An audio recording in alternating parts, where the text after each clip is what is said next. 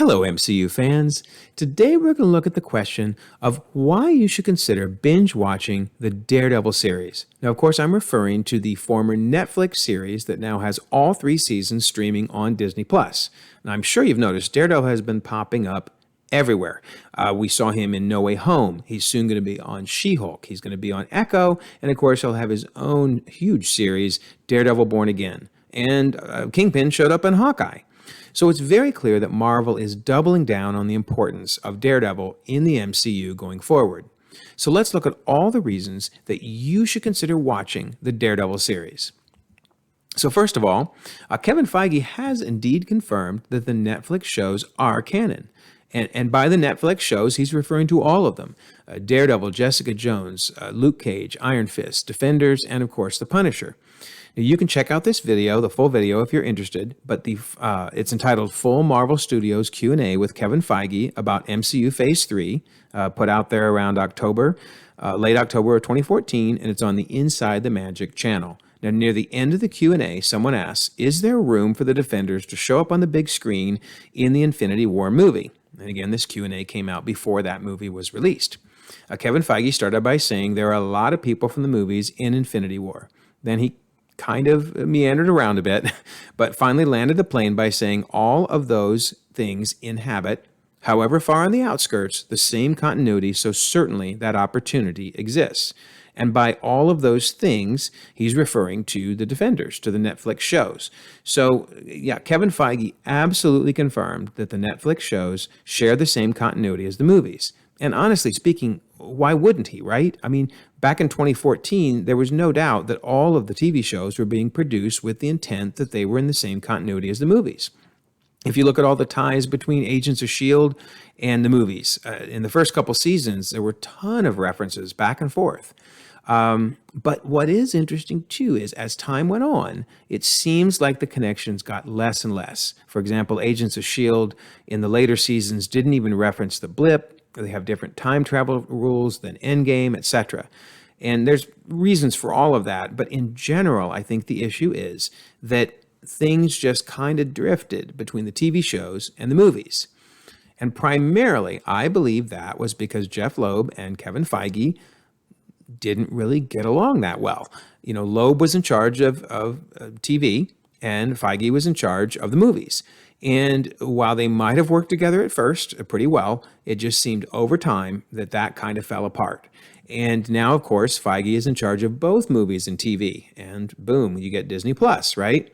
So it has made a lot of people wonder, are these shows still canon? For example, they don't show up on the official Disney Plus timeline, but they are on Disney Plus. So what do you do with all of this? But it is still important to remember, they were stated to be canon. They were produced to be canon. And in my mind, once you're canon, always canon until somebody says they're not canon. So let's see what Marvel's been doing going forward. Well, there have been, if nothing else, more ties between the Netflix Disney Plus shows and the 616 universe. And I say 616 because certainly all the former TV shows could be out there somewhere in the multiverse. So it's not like they didn't occur. They all occurred somewhere. But the question is, are they still part of 616 MCU? Well, Matt Murdock, as I mentioned earlier, showed up in No Way Home. Kingpin showed up in Hawkeye. He showed up in the same outfit that he was wearing in Season 3 of Daredevil and in the same building that he purchased in Season 3 of Daredevil. And he was wearing the same cufflinks, and they were a very important part of Hawkeye, but they were also a very important part of the Daredevil series. So it seems like they've been trying to tie them together as much as possible. There's been no real contradictions. Other than, I should mention, some people have pointed out Kingpin seemed a lot stronger in Hawkeye than he did in the Daredevil series. But my theory is he may have gotten a shot of super soldier serum. We've seen a lot of people trying to recreate super soldiers. I wouldn't be surprised if he got his hands on something. So we'll have to learn and see if they give an explanation for why he at least seemed stronger in the Hawkeye series than the Daredevil original series. But the bottom line is, it certainly seems like Marvel is trying to tie things together pretty well. And I'll throw out one of my own theories that I think is a big tie. I've always wondered, where did Kingpin get all his security systems? If you watch the Daredevil series, he always seemed to have, the best security systems out there and access to security systems he shouldn't really have had access to, whether they were in jail cell rooms or, anywhere around the city. Well, isn't it interesting that we learn in Hawkeye that Eleanor Bishop, who owns Bishop Security Systems, has been working with the Kingpin since not long after the Battle of New York in 2012. So yes, that means she could very well have supplied Kingpin with his security systems. And even if she didn't run the cameras there, because if you zoom in, you'll see there is no Bishop Security on there. Boy, that'd be cool if it was, huh? But no, it doesn't say Bishop Security. But we also know she can hack into security systems. We saw Kate Bishop continually hacking into poor Hawkeye's phone. So it's very possible that the reasons that Kingpin had so much access in the Kingpin series could be retconned to be because of Eleanor Bishop and his relationship with her. So if anything, the ties just continue to get stronger. And I do think it's worth pointing out that while Agents of S.H.I.E.L.D. kind of deviated from the movies later on, the Netflix shows intentionally did not have direct ties. They really tried not to tie in. They would mention every now and then, like the incident in New York or the big green guy referencing the Hulk, but they tried to stay away from doing direct references, which has really left them able to be not contradicting anything in the movies at this point. All right, so assuming you're now convinced of Daredevil's importance, perhaps you want to go and begin binge watching his appearances. So how would you go about doing that? Well, clearly you want to start with Daredevil Season 1.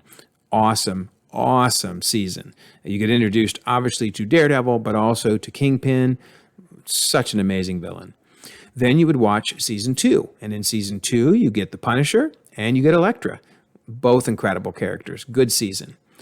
Then, unfortunately, you really need to watch Defenders. I say unfortunately because if you jump right from Daredevil Season 2 to Defenders, you're going to be confused because Defenders assumes you've watched Jessica Jones, Luke Cage, and Iron Fist's first seasons, and it dives right in. There's no recap. So it's not that you can't catch on, because you can.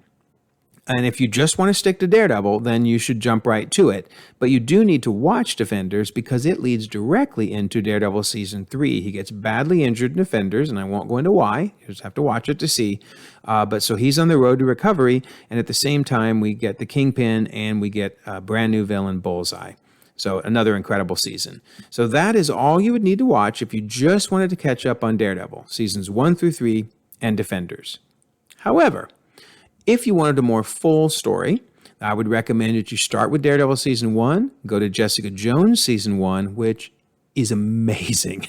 Kilgrave is such a good villain. You will love that series, or that season. Then you go to Daredevil Season 2, Luke Cage Season 1, and unfortunately, Iron Fist Season 1. I mean, it's not terrible. It's just clearly the weakest of really all the seasons of any series. But you do need to watch it because it directly connects into Defenders. And then after Defenders, you can go and watch Daredevil Season 3 and could call it a night. However, since you've now watched 7 of the 13 seasons of all the Netflix shows, why not dive in and just watch all of them, right? So again, the beginning is the same. Daredevil, Jessica Jones, Daredevil again, Luke Cage, Iron Fist, and Defenders. Then you get to watch Punisher, which is awesome. Jessica Jones Season 2, Luke Cage Season 2, and Iron Fist Season 2, then Daredevil Season 3, Punisher Season 2, and Jessica Jones Season 3, which was the last season of any of the shows released on Netflix. So if you watch all of these, you will have, hit all the shows in the correct chronological order, and I promise you, had quite an awesome experience. Hit or miss here or there, but overall the quality is very good on these. But you may be asking the question, okay, but how do these shows fit in the overall MCU timeline? So I put up here the timeline starting at I Am Groot, which is right after Guardians 2, and then going all the way to Infinity War. And the reason I do that is every website I looked at has agreed that the shows that I featured earlier, all those seasons, occur between Guardians 2 and thus I Am Groot, Season 1, and Infinity War. So somewhere between those two, everything occurs in the order I discussed earlier. However, I went to 4 different sources, all of which I thought were good and reliable, and they gave 4 different explanations for where the seasons interweave within the different movies. So in other words, some of them put Luke Cage season 1 before Civil War, or then they put it after Civil War, or Punisher here or there, etc.